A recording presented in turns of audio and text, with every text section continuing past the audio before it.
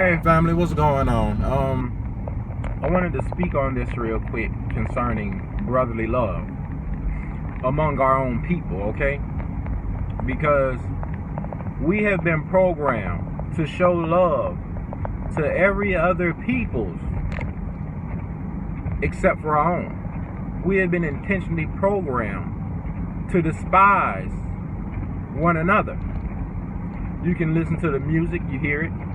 You can watch the propaganda that they call black entertainment, and you can see it.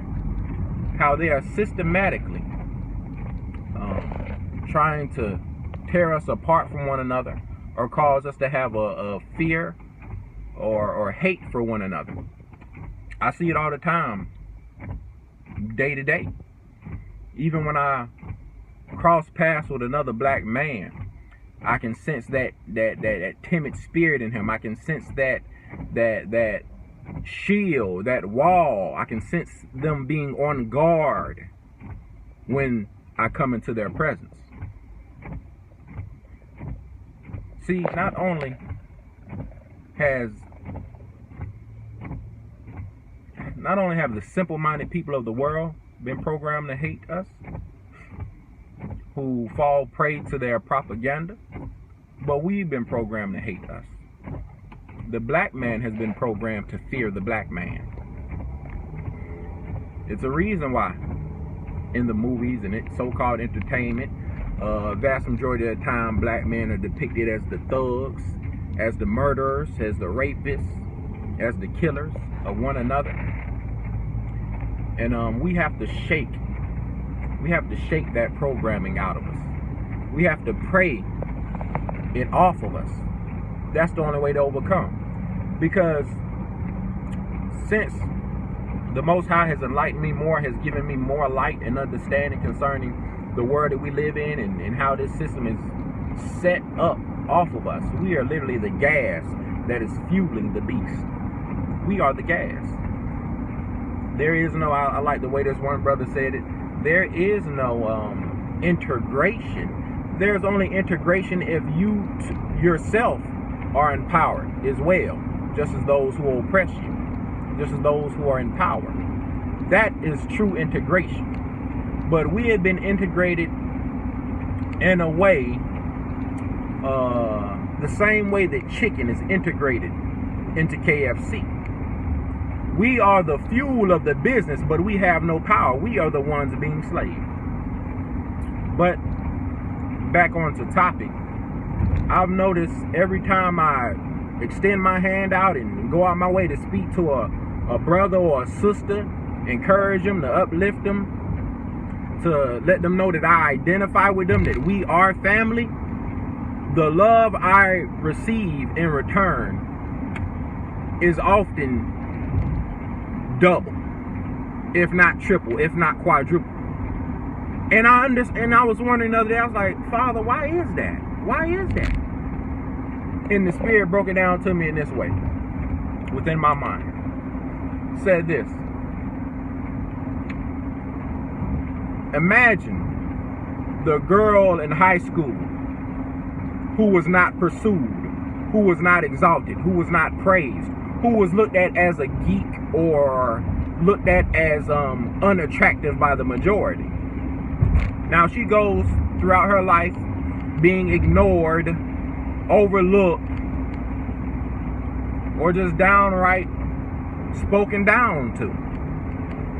Now imagine when that one person comes along and tells that young woman who has been despised all her life, imagine when someone comes along and say to that young woman, you're beautiful, I like you, you're so smart, you have a pretty smile, you're royalty, you're a precious jewel, you are more precious than rubies. How do you think that woman is going to respond?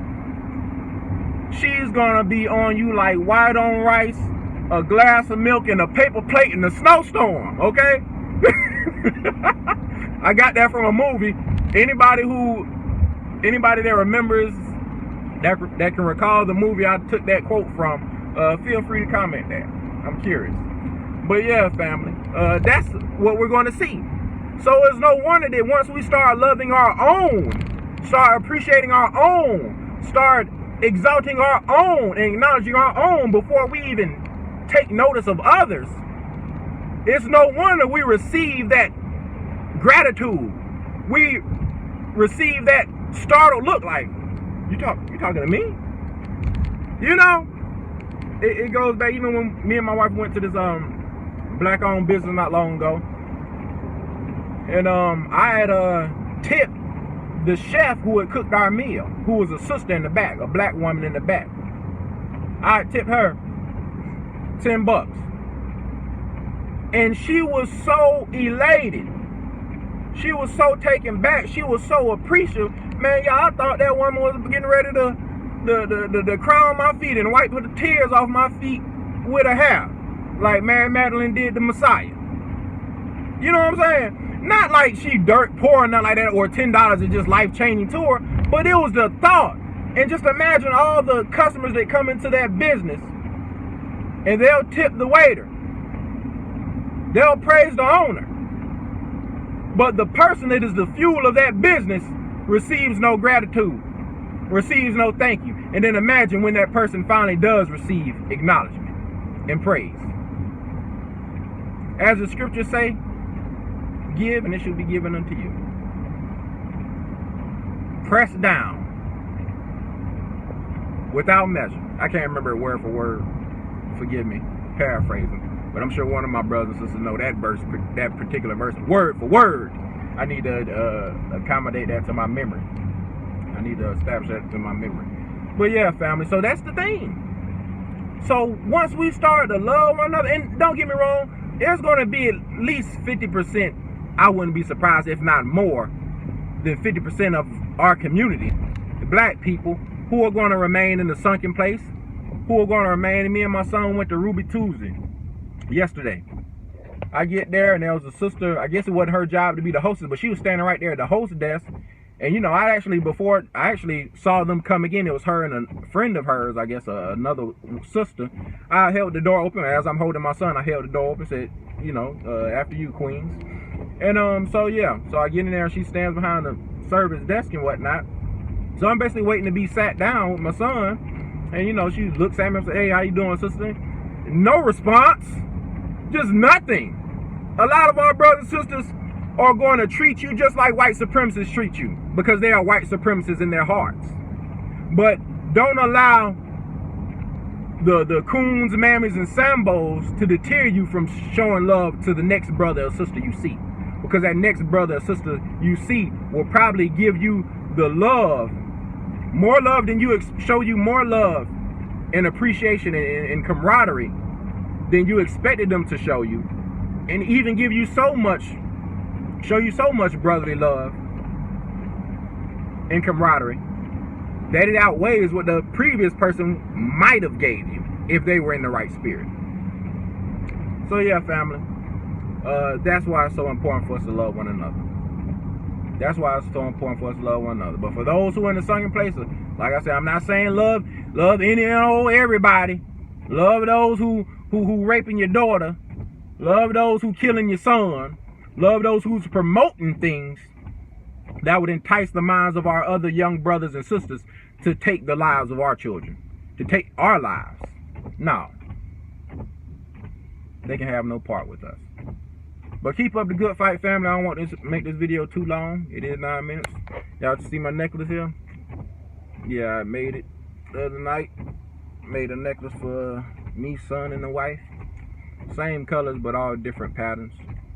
But yeah, thought it was cool. Anyway, y'all be well.